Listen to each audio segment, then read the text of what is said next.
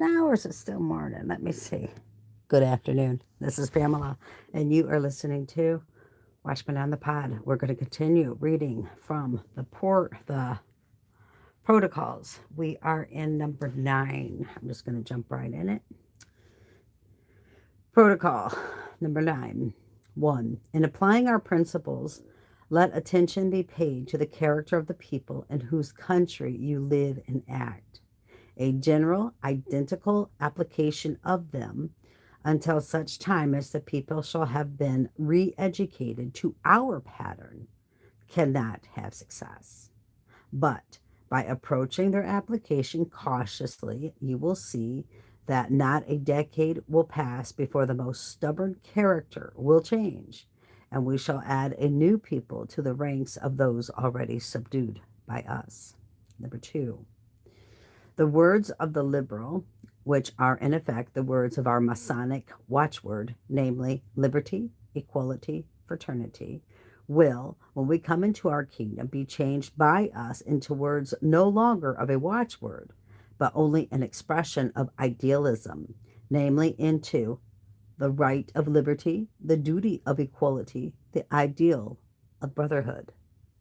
That is how we shall put it. So we shall catch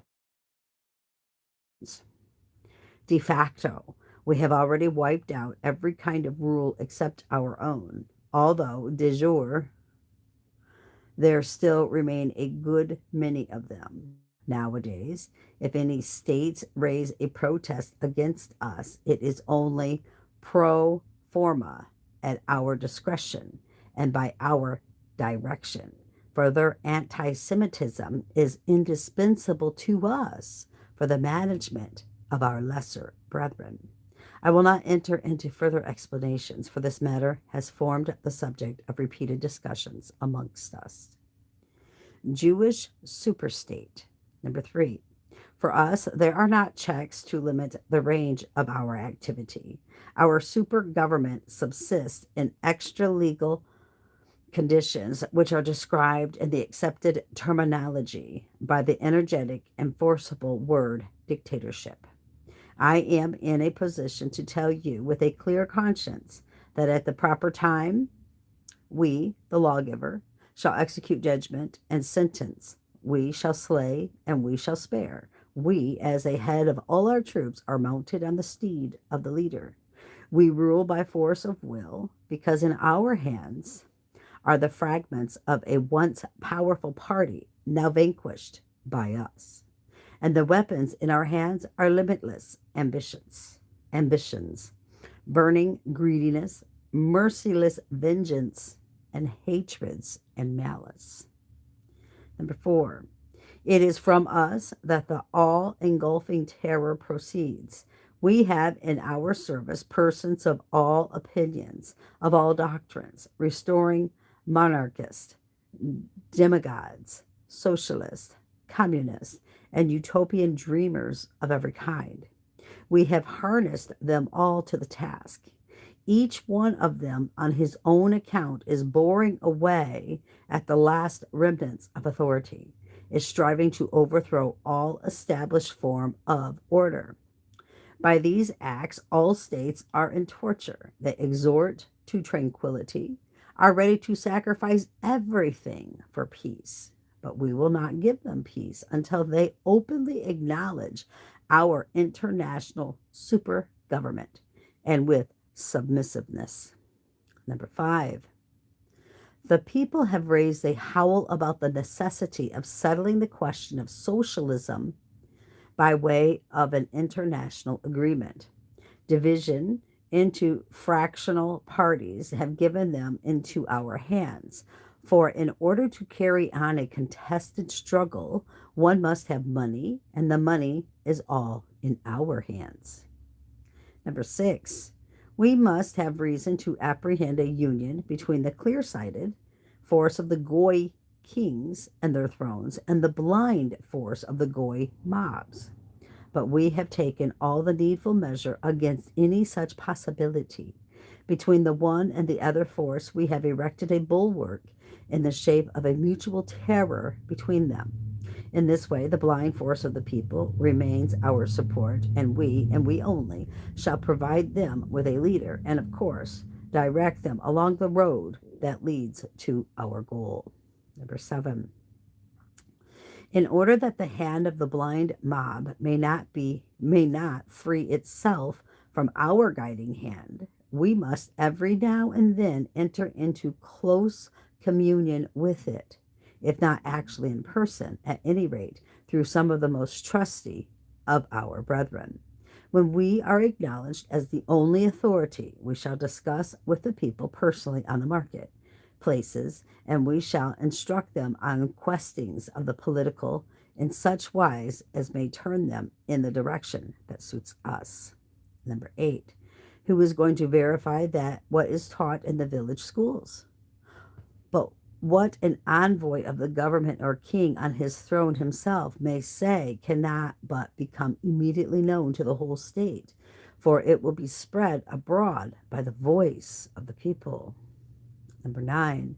In order to annihilate the institutions of the Goyim, before it is time we have touched them with craft and delicacy, and have taken hold of the ends of the springs which move their mechanism. These springs lay in a strict but just sense of order. We have placed them by the chaotic license of liberalism. We have got our hands into the administration of the law, into the conduct of elections, into the press, into liberty of the person, but principally into education and training as being the cornerstones of a free existence. Christian youth destroyed. Number 10. We have fooled, bemused, and corrupted the youth of the Goyim by rearing them in the principles and theories which are known to us to be false, although it is that they have been inoculated. Number 11. Above the existing laws, without substantially altering them, and by merely twisting them into contradictions of interpretations, we have erected something grandiose in the way of results. These results found expression in the fact that the interpretations mask the law. Afterwards, they entirely hide them from the eyes of the governments, owing to the impossibility of making anything out of the tangled web of legislation. Number 12. This is the origin of the theory, of course, of arbitration. 13. You may say that the Goyim will rise up. Number 13. You will say that the Goyim will rise upon us, arms in hand, if they guess what is going on before the time comes. But in the West, we have against this a maneuver of such appalling terror that the very stoutest hearts quail. The undergrounds, metropolitans, those subterranean corridors which, before the time comes, will be driven under all the capitals, and from whence those capitals will be blown into the air with all their organizations and archives. Protocol 10. Number 1. Today I begin with a repetition of what I said before, and I beg you to bear in mind that governments and people are content in the political with outside appearances. And how indeed are the Goyim to perceive the underlying meaning of things when their representatives give the best of their energies to enjoying themselves? For our policy, it is of the greatest importance to take cognizance of this detail. It will be of assistance to us when we come to consider the division of authority, of property, of the dwelling, of taxation, the idea of concealed taxes, of the reflex force of the laws. All these questions are such as ought not to be touched upon directly and openly before the people. In cases where it is indispensable to touch upon them, they must not be categorically named. It must merely be declared, without detailed exposition, that the principles of the contemporary law are acknowledged by us. The reason of keeping silence in this respect is that by not naming a principle, we leave ourselves freedom of action to drop this or that out of it without attracting notice. If they were all categorically named, they would all appear to have been already given. Number two, the mob cherishes a special affection and respect for the geniuses of political power and accepts all their deeds of violence with the admiring response, rascally well. Yes, it is rascally, but it's clever. A trick, if you like, but how craftily played, how magnificently done with imputed audacity. Our goal, world power. Number three, we count upon attracting all nations to the task of erecting the new fundamental structure, the project for which has been drawn up by us. This is why, before everything, it is indispensable for us to arm ourselves and to store up in ourselves that absolutely reckless audacity and irresistible might of the Spirit, which in the person of our active workers will break down all hindrances on our way. Number four, when we have accomplished our coup d'etat, we shall say then to the various peoples, everything has gone terribly badly. All have been worn out with suffering. We are destroying the cause of your torment. Nationalities, frontiers, differences of coinages.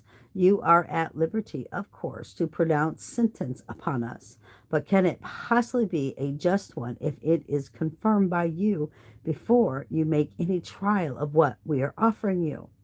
Then will the mob exalt us and bear us up in their hands in a unanimous triumph of hope and expectations.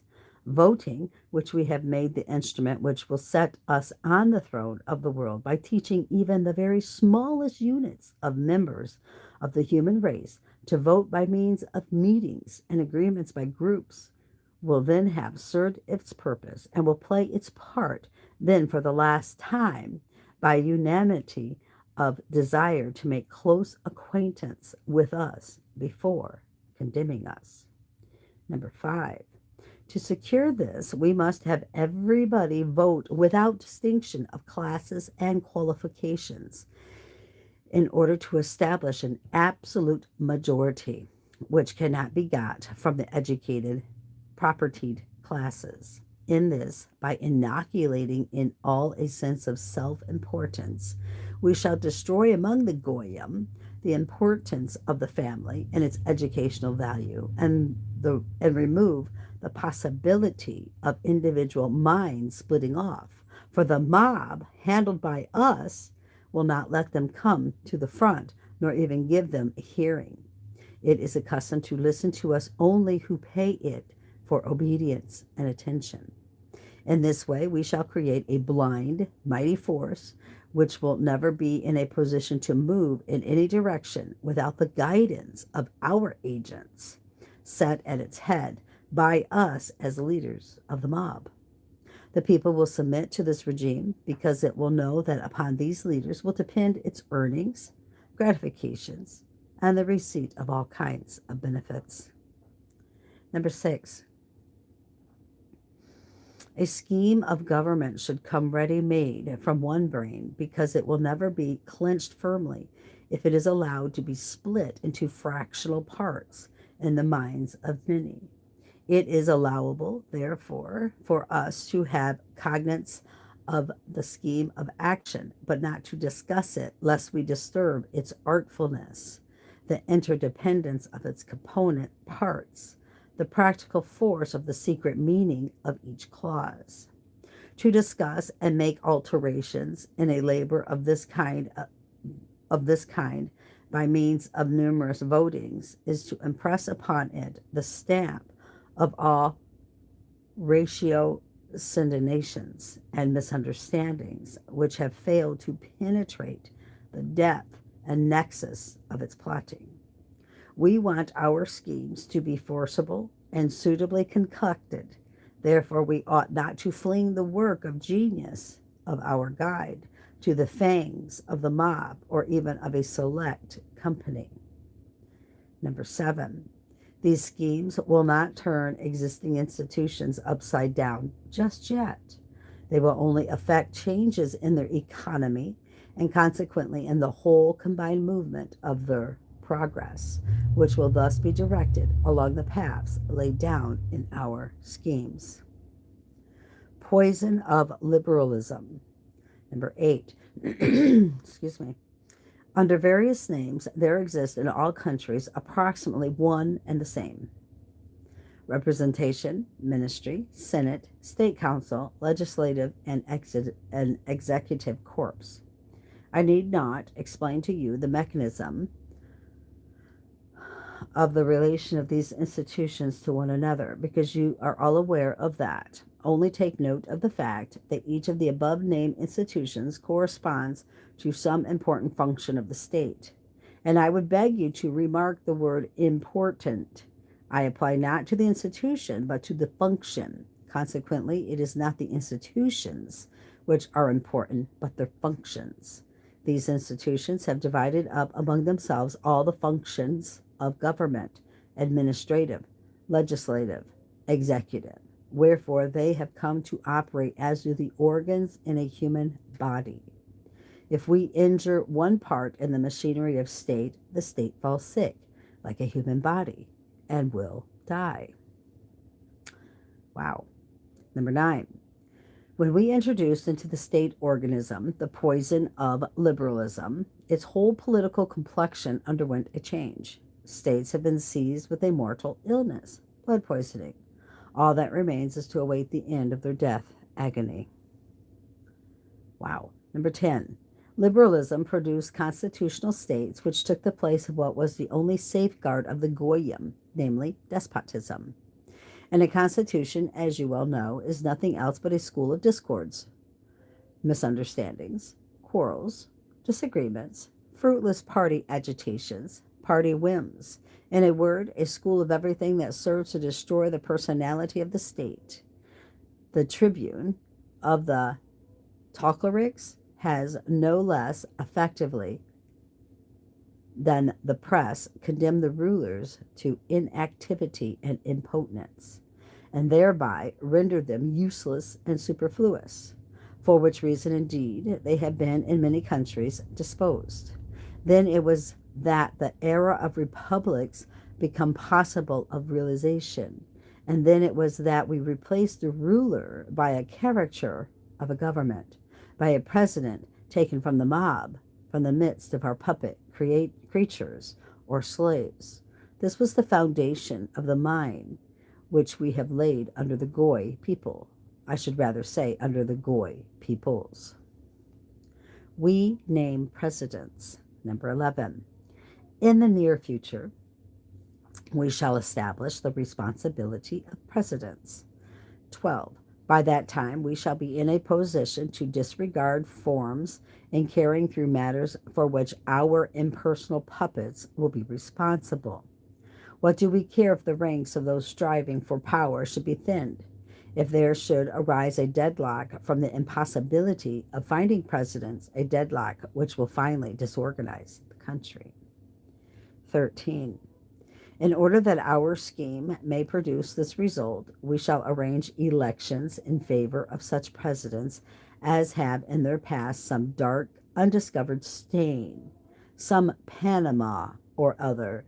Then they will be trustworthy agents for the accomplishment of our plans out of fear of revelations, and from the natural desire of everyone who has attained power, namely the retention of the privileges, advantages, and honor connected with the office of president. The Chamber of Deputies will provide cover for, will protect, will elect presidents, but we shall take from it the right to propose new or make changes in existing laws. For this right will be given by us to the responsible president, a puppet in our hands. Naturally, the authority of the puppets will then become a target for every possible form of attack, but we shall provide him with a means of self-defense in the right of an appeal to the people, for the decision of the people over the heads of their representatives, that is to say, an appeal to that some blind slave of ours, the majority of the mob. Independently this, we shall invest the president with the right of declaring a state of war. We shall justify this last right on the ground that the president, as chief of the whole army of the country, must have it at his disposal in case of need for the defense of the new Republican Constitution, the right to defend which will belong to him as the responsible representative of this Constitution. Number 14. It is easy to understand them in these conditions. The key of the shrine will lie in our hands, and no one outside ourselves will any longer direct the force of legislation. Number 15. Besides this, we shall, with the introduction of new Republican Constitution, take from the Chamber the right of interpolation on government measures, on the pretext of preserving political secrecy, and further, we shall, by the new Constitution, reduce the number of representatives to a minimum, thereby proportionately reducing political passions and the passion for politics. If, however, they should, which is hardly to be expected, burst into flames even in this minimum, we shall nullify them by a stirring appeal and a reference to the majority of the whole people. Upon the President will depend the appointment of presidents and vice presidents of the Chamber and the Senate. Instead of constant sessions of Parliament, we shall reduce their sittings to a few months. Moreover, the President, as chief of the executive power, will have the right to summon and dissolve Parliament, and in the latter case to prolong the time for the appointment of a new parliamentary assembly. But in order that the consequences of all these acts, which in substance are illegal, should not prematurely for our plans upon the responsibility established by use of the President, we shall instigate ministers and other officials of the higher administration about the President to evade his dispositions by taking measures of their own, for doing which they will be made the scapegoats in his place. This part we especially recommend to be given to be played by the Senate, the Council of State, or the Council of Ministers, but not to an individual official. 16. The President will, at our discretion, interpret the sense of such of the existing laws as admit of various interpretation. He will further annul them when we indicate to him the necessity to do so. Besides this, he will have the right to propose temporary laws and even new departures in the government constitutional working, the pretext both for the one and the other being the requirements for the supreme welfare of the state. Excuse me. We shall destroy, number 17, by which measure we shall obtain the power of destroying little by little, step by step, all that at the outset, when we enter on our rights, we are compelled to introduce into the Constitution of states to prepare for the transition to an imperceptible abolition of every kind of a constitution, and when the time has come to turn every form of government into our despotism. 18. The recognition of our despot may also come before the destruction of the Constitution. The moment for this recognition will come when the peoples, utterly wearied by the irregularities and incompetence in matter which we shall arrange for of the rulers, will clamor. Away with them, and give us one king over all the earth, who will unite us and annihilate the causes of disorder, frontiers, nationalities, religions, state debts, who will give us peace and quiet, which we cannot find under our rulers and representatives. I don't know. I don't even know what this no king thing is, this movement that they're doing. I just seen little snippets on YouTube. I've never really clicked on the video, but they're just kind of like humored me. I'm sorry. Here we go. Number 19. But you yourselves perfectly well know that to produce this possibility of the expression of such wishes by all the nations, it is indispensable to trouble in all countries the people's relations with their governments, so as to utterly exhaust humanity with dissension, hatred, struggle, envy, and even by the use of torture, by starvation, by the inoculation of diseases, by want, so that the Goyim see no other issue than to take refuge in our complete sovereignty in money and in all else. Number 20. If we give the nations of the world a breathing space, the moment we long for is hardly likely ever to arise. So they're basically, they're not going to give you time. It's going to be like boom, boom, boom, boom, boom, which it is boom, boom, boom. Let me look what we got in the office. To me, it's just a joke. But anyway, protocol number 11. Number 1. The state council has been, as it were, the emphatic expression of the authority of the ruler. It will be, as the show part of the legislative corps, what may be called the editorial committee of the laws and decrees of the ruler. 2. This, then, is the program of the new Constitution. We shall make law, right, and justice in the guise of proposals to the legislative corps by decrees of the president under the guise of general regulations of orders of the Senate and of resolutions of the state council in the guise of ministerial orders, and in case a suitable occasion should arise, in the form of a revolution in the state. Number 3. Having established approximately the modus agendi, we will occupy ourselves with details of those combinations by which we have still to complete the revolution of the course of the machinery of the state in the direction already indicated. By these combinations, excuse me, I mean the freedom of the press, the right of association, freedom of conscience, the voting principle, and many another that must disappear forever from the memory of man, or undergo a radical alteration the day after the promulgation of the new Constitution. It is only at the moment that we shall be able at once to announce all our orders, for afterwards every noticeable alteration will be dangerous for the following reasons. If this alteration be brought in with harsh severity and in a sense of severity and limitations, it may lead to a feeling of despair caused by fear of new alterations in the same direction.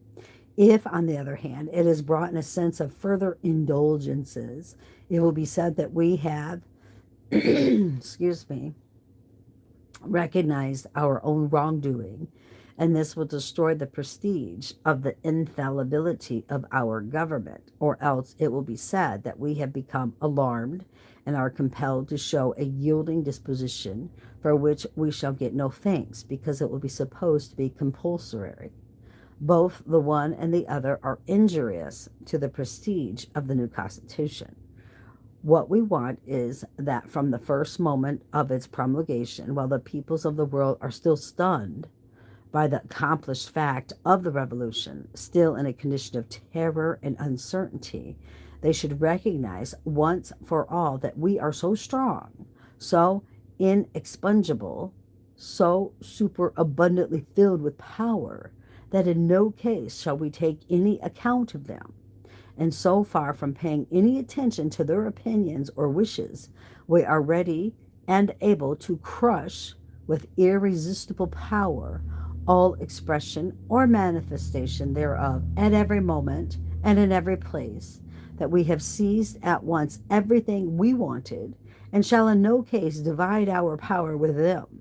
Then in fear and trembling they will close their eyes to everything and be content to await what will be the end of it all. We are wolves. Number 4, the Goyim are a flock of sheep, and we know what happens when the wolves get a hold of the flock. Number 5, there is another reason also why they will close their eyes, for we shall keep promising them to give back all the liberties we have taken away as soon as we have quelled the enemies of peace and tamed all parties. Number 6, it is not worth to say anything about how long a time they will be kept waiting for this return of their liberties. Number 7, for what purpose, then, have we invented this whole policy and insinuated it into the minds of the Goy without giving them any chance to examine its underlying meaning? For what, indeed, if not in order to obtain in a roundabout way what is for our scattered tribe unattainable by the direct road? It is this which has served as the basis for our organization of secret masonry, which is not known to, and aims which are not even so much as suspected by, these Goy cattle attracted by us into the show army of Masonic lodges in order to throw dust in the eyes of their fellows. Let me reread that. It is this which has served as the basis of our organization of secret masonry, which is not known to, and aims which are not even so much as suspected by these goy cattle, attracted by us into the show army of Masonic lodges in order to throw dust in the eyes of their fellows. Number 8. God has granted to us, his chosen people, the gift of the dispersion, and in this, which appears in all eyes to be our weaknesses, has come forth all our strength, which has now brought us to the threshold of sovereignty over all the world. Number 9, there now remains not much more for us to build upon the foundation we have laid. Protocol 12. The word freedom, which can be interpreted in various ways, is defined by us as follows.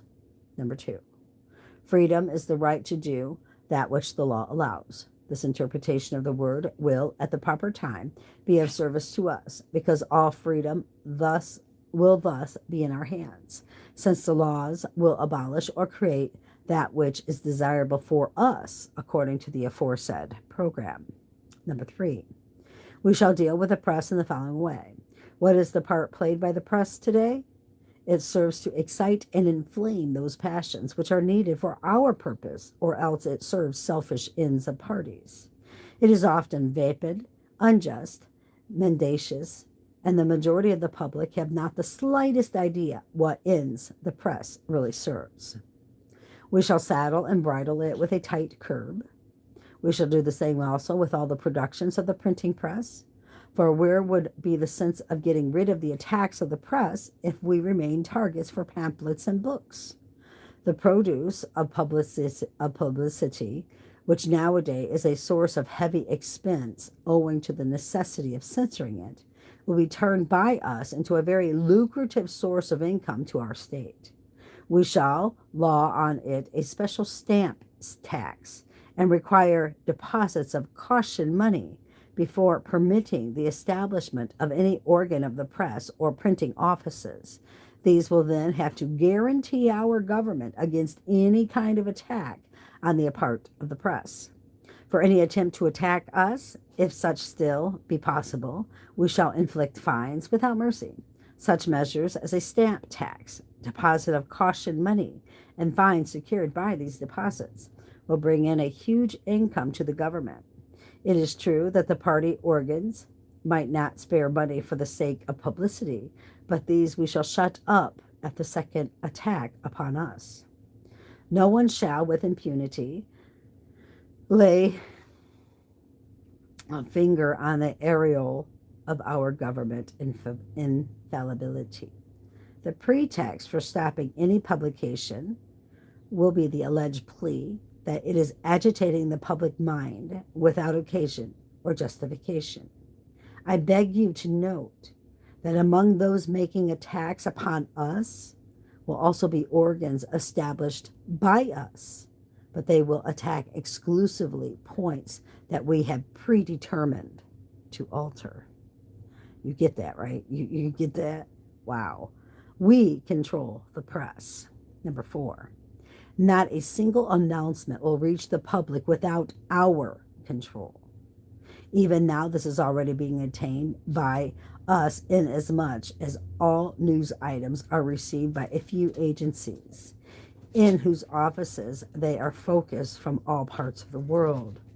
These agencies will then be already entirely ours and will give publicity only to what we dictate them. Number 5. If already now we have contrived to possess ourselves of the minds of the Goy communities to such an extent that they all come near looking upon the events of the world through the colored glasses of these spectacles, we are setting astride their noses. If already now there is not a single state where there exists for us any barriers to admittance into what Goy stupidity calls state secrets. And what our positions be then, when we shall be acknowledged supreme lords of the world in the person of our King of all the world. Number 6. Let us turn again to the future of the printing press. Everyone desirous of being a publisher, librarian, or printer will be obliged to provide himself with a diploma instituted therefor, which, in case of any fault, will be immediately impounded. With such measures, the instrument of thought will become an educative means in the hands of our government, which will no longer allow the mass of the nations to be led astray in by ways and fantasies about the blessings of the progress. Is there any one of us who does not know that these phantom blessings are the direct roads to foolish imaginings, which give birth to an anarchical relations of men among themselves and towards authority? Because progress, or rather the idea of progress, has introduced the conception of every kind of emancipation, but has failed to establish its limits. All the so-called liberals are anarchists, if not, in fact, at any rate, in thought. Every one of them in hunting with phantoms of freedom and falling exclusively into the license, that is, into the anarchy of protest for the sake of protest. Free press destroyed. We turn to the periodical press. We shall impose on it, as on all printed matter, stamps, taxes, per sheets, and deposits of caution money, and books of less than 30 sheets will pay double.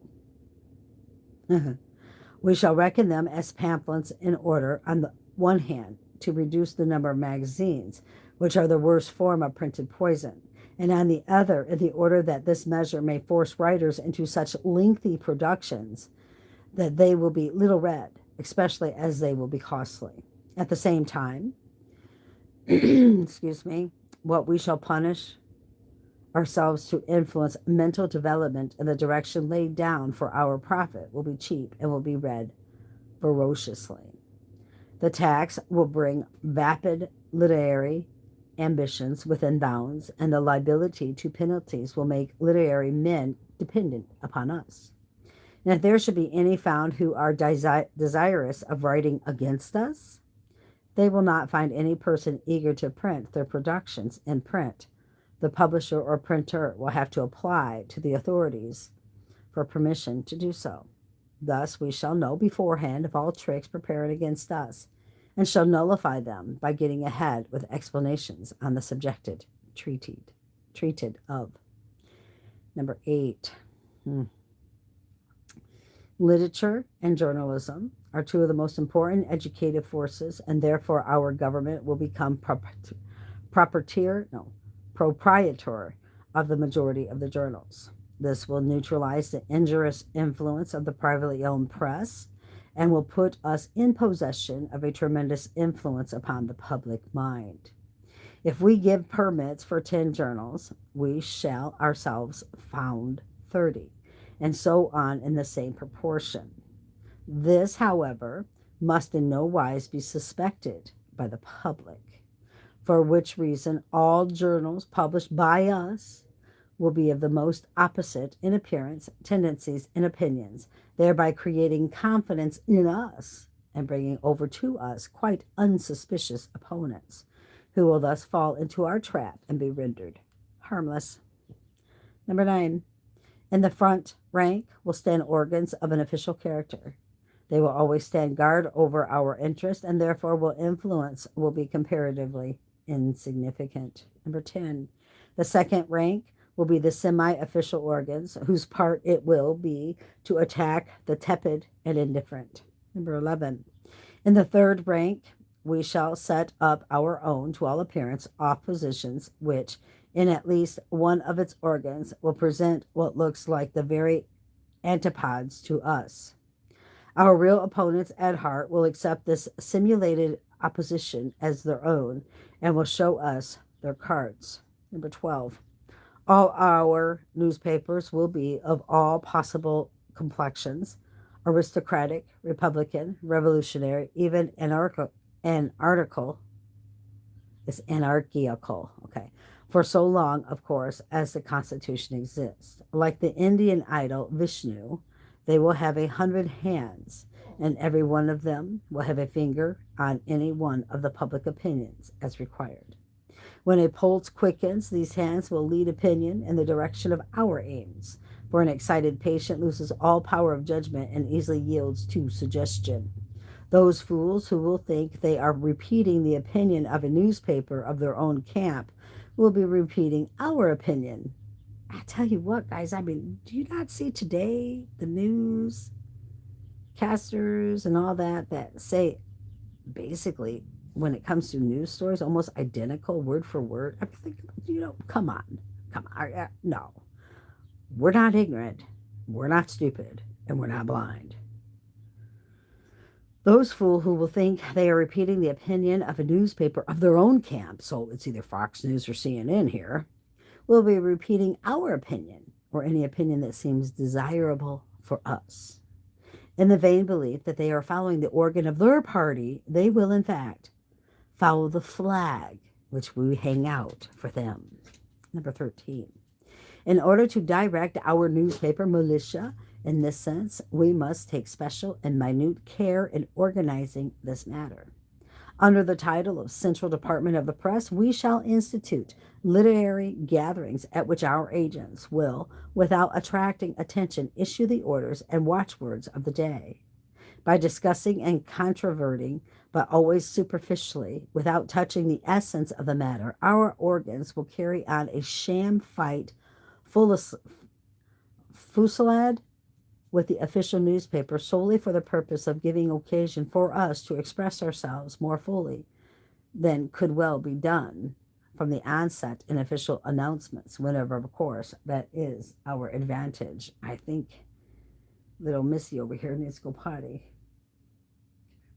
Come here. Number 14, these attacks upon us will also serve another purpose, namely that our subjects will be convinced to the existence of full freedom of speech, and so give our agents an occasion to affirm that all organs which oppose us are empty babblers, since they are incapable of finding any substantial objections to our orders. Only lies printed. Number 15. Methods of organization like these, imperceptible to the public eye, but absolutely sure, are the best calculated to succeed in bringing the attention of the confidence of the public to the side of our government.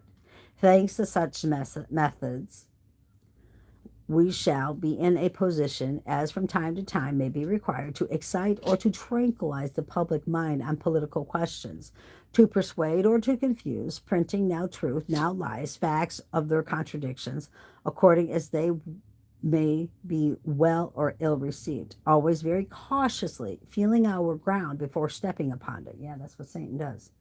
We shall have a sure triumph over our opponents, since they will not have at their disposition organs of the press in which they can give full and final expressions to their views. Owing to the aforesaid methods of dealing with the press, we shall not even need to refute them except very superficially. Number 16. Trial shots like these, fired by us in the third rank of our press in case of need, will be energetically refuted by us in our semi-official organs. 17. Even nowadays, already, to take only the French press, there are forms which reveal Masonic solidarity in acting on the watchword. All organs of the press are bound together by professional secrecy, like the augurs of old. Not one of their numbers will give away the secret of his sources of information unless it be resolved to make announcement of them.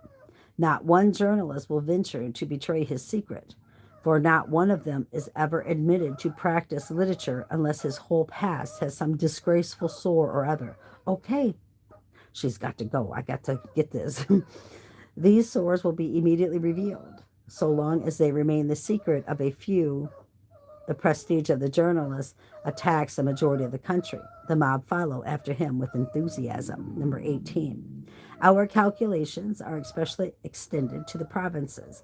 It is indispensable for us to inflame those hopes and impulses with which we could at any moment fall upon the capital, and we shall represent to the capitals that these expressions are the independent hopes and impulses of the provinces. Naturally, the source of them will be always one and the same, ours. What we need is that until such time as we are in the plenitude power, the capitals should find themselves stifled by the provincial opinion of the nations, i.e., of a majority arranged by our agentor. What we need is that at the psychological moment, the capitals should not be in a position to discuss an accomplished fact for the simple reason, if for no other, that it has been accepted by the public opinion of a majority in the provinces. Number 19. When we are in the period of the new regime transitional to that of our assumption of full sovereignty, we must not admit any revelation by the press or any form of public dishonesty. It is necessary that the new regime should be thought to have so perfectly condemned everybody that even criminality has disappeared. Cases of the manifestation of criminality should remain known only to the victims and to chance witnesses, no more. I'm going to end that there because Missy is over there crying. She either has to go outside or she's hungry. So I will be back later to continue reading this. Until then, keep your eyes on Jesus and your nose in the book, which is the Word of God. And let us, you and I, embed the Word of God upon the tablets of our hearts so we will not sin against God or be deceived. Have a good day.